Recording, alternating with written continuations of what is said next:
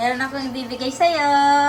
Ibibigay ako sa'yo, bata. Oo, mag-unboxing ulit tayo. Are you excited? Excited ba yung baby namin? Ayun guys, mag-unboxing. Tingin ka sa camera. Mag-unboxing kami ng binili ko para sa kanya. Yan, dyan ka lang ha. Dyan lang. Dyan tayo. Yan, meron akong binili. Kanina. Ayan, may resibo pa. Tingin ka doon sa camera. Ayan. Ito, hopefully makatulong sa'yo tonight sa bago. Ayan, excited na naman. Oh, kanina excited na ito mag-unboxing. Ngayon, excited ka pa rin? Excited ka pa lagi? Ha? Ayan, huwag kami ito sa camera. Ayan. Meron tayo dito. Saan ka pupunta? Ito ka. Marap ka sa camera. Yan o. Bablog natin yan o. Magkakapirahan ka. Ano ka ba? Ayun, tenga mo. Laki o. Siguro paglaki mo, chismosa ka. Ano? Ano? Ayan o. Eto. Ayan o. Ayan. Sige pa. Kanya sa loob o. Ano? Ano? Tingnan mo yung binili ko sa'yo. Ayan o.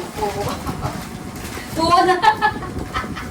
Malalaglag ka na. Ang kulit naman eh. Parang taga. Oh, pumasok talaga sa loob. Ano ka, pusa? Pusa ka ba? Ano? Ayan o. Ay, kaganda ka man ang baby namin. Hindi yung kagandahan. Hindi naman dami pork na to. Ito baby o. Dali. Dito na. Tingnan mo. Ay, ano na itong vlog natin na ito. Napaka. Ayan o. May paa o. Yan. Katabi mo to sa pagtulog mamaya. Uy, o, meron ka ng toys. Binili kita toys. Oo. Binili kita ng toys. Saan ka pupunta?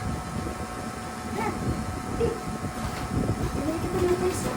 Sa'yo na yung toys. Katabi mo yan sa pagtulog mamaya. Ayan o, naka-red pa talaga o. Kasi diba girl ka? So, dapat girl, red. Ayan. Pagtulog mamaya, pwede ka dyan. I-embrace mo yan. Embrace mo yan. Ayan. O, di makakatulog ka rin. Ganyan, ugoy. Ayan o. Yan, pagtulog mamaya, ganyan. Kaganyan ka. Tabi kayo, ha? Tabi kayo yan pagtulog. Toys na yan, sa'yo na yan. Tangon mo yan ang amoy mo. Maliligo din yan. Kung maliligo ka, maliligo din yan. Kumpari. Yan o. Di may katabi ka na, hindi ka na mamaya. Huwag ka nang iiyak mamaya kasi may kasama ka na, ha? Yan. O, yun. So, yun. Diba? O, yun. O, o, talaga naman. O, wala nga yung mata ang kinuha ko. Baka matakot siya eh. Yan, sa'yo na yan. Hanggang sa paglagay mo, toys mo na yan. Sandal ba? O. Ay, lalaglag pa. Yan. Where you going? You cannot go there. Yan. Tsaka yung dalawa. Pilitan na to ah. Ayan. Basta pagtulog mamayang gabi, bah! Ayan. Tabi kayong dalawa.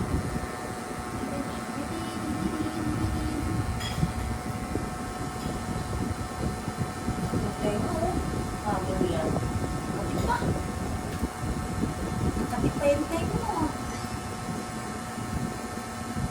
Wala namang amoy. Hindi pa nadating yung ano niya eh. Diyan. Parang pork na ko. Pero wala naman na siyang ano. Wala na siyang full gas. Ligaw ko siya kanina. Hindi ko lang na-video. Kanyang first ligo. Kanyang first ligo. Mabait yan, oh. Ito kag-iyak mamaya gabi, ha?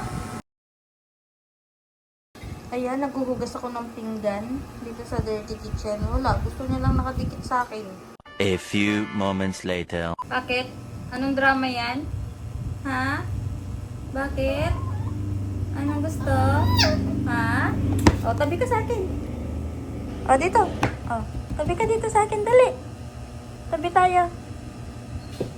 Kaya? Di abot? Di abot? Halika na. Huwag mo akong kakagatin. Hindi ka na. Tabi tayo. Oh. Yan. Gusto niyo magpakarga. Ay, oh. Diyan. Behave ka lang dyan. Mayaran to, guys. Para kaming may baby talaga. Bawal dyan pumasok. Di worm pa to eh. Nagtabi lang sa akin. Tapos matulog pala. Sige na, baby. Tulog ka na. Oo. Diyan ka na matulog mamayang gabi. Sa laki ng tiyan na yan.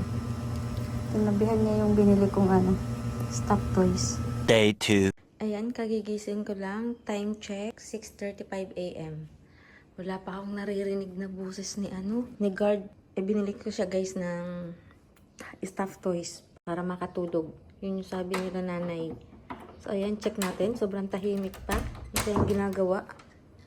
Ayun, baby. Ayun, gising na. May kasamang stuffed toys nga. Eto guys, technique para hindi masyadong umiyak ang bagong ampon na tuta, bigyan siya ng stuffed toys na magiging kasama niya lalo na sa gabi. Parang may kakadel at ka-sleep over siya habang nag-a-adjust sa bagong environment. Tested and proven with guard. Kung mag-isa lang ang bagong puppy nyo, try nyo rin. Baka ang stuffed toys ang maging bagong bestie niya. Of course, iba-iba pa rin ang adjustment ng bawat puppy. Ayan, update ko kayo Ayan, yung tiyan niya ay hindi na siya ganun katigas, yung parang sobrang laki.